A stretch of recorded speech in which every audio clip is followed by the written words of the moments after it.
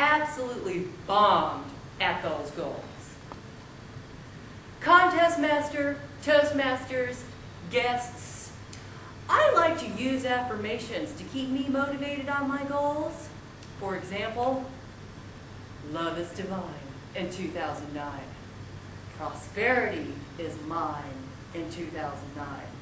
I will firm up my behind in 2009.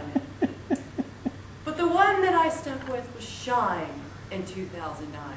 Shine has many meanings that have reflected significant moments in my life where I felt I was in the dark. The three meanings are,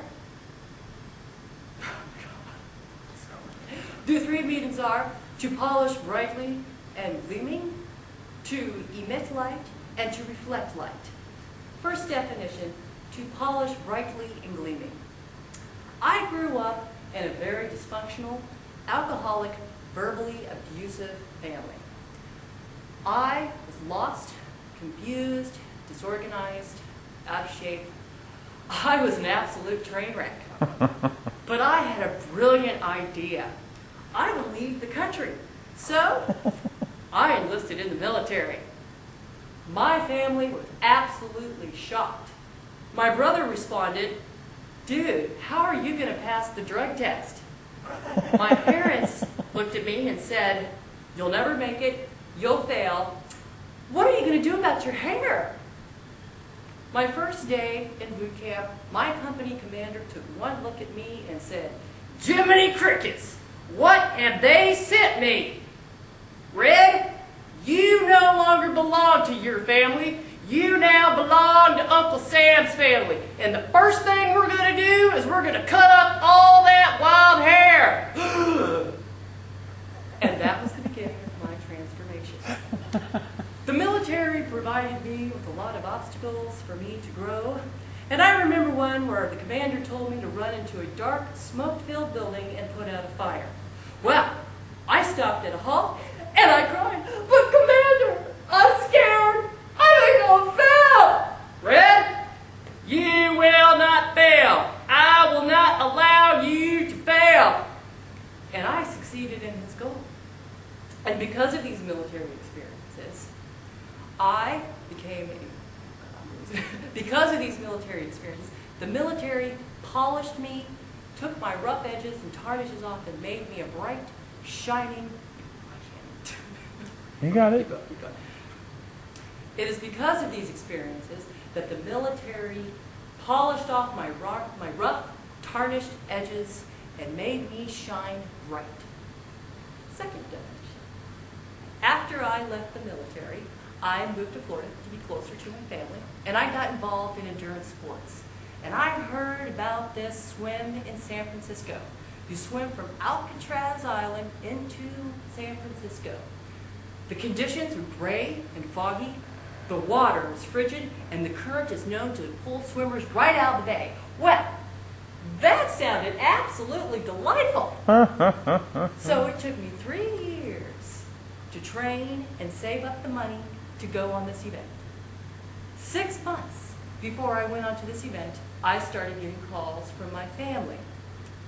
"You'll never make it, you'll fail, and you'll mess up your hair." Well, I didn't listen to them. I dove into that pool and I started swimming. I started training. And I met other people who had swam the event and they taught me how to swim the event, and I kept swimming. 3 months before the event, my father got another DUI. My family called me up and said, "You need to cancel your vacation and take your money and bail out your father again."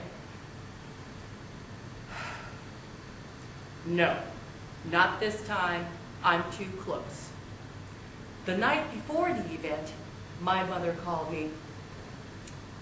"You know when to quit, don't you? You know when to quit?" "Yes, Mother, I know when to quit. When I cross that finish line." The day of the event, the race director said, "These are the worst race conditions ever. The visibility is just totally foggy and the water is just boiling chalk. but we're still going to do it. So the racers get onto the ferry to go to Alcatraz Island, and the boat's just bobbling up. We're all discombobulated. We're scared. And right before they start the event, the race director says, "Now, you're not going to be able to see San Francisco. Just look for the light. Swim towards the light." And as I'm lining up to go to the start, and I'm thinking about the start, I go to the edge, and I look up in the foggy sky, and I jump off, and I go into the water. Ah! Actually, the water, it's more like... When I was in the water, I couldn't see anything. The visibility was just gone.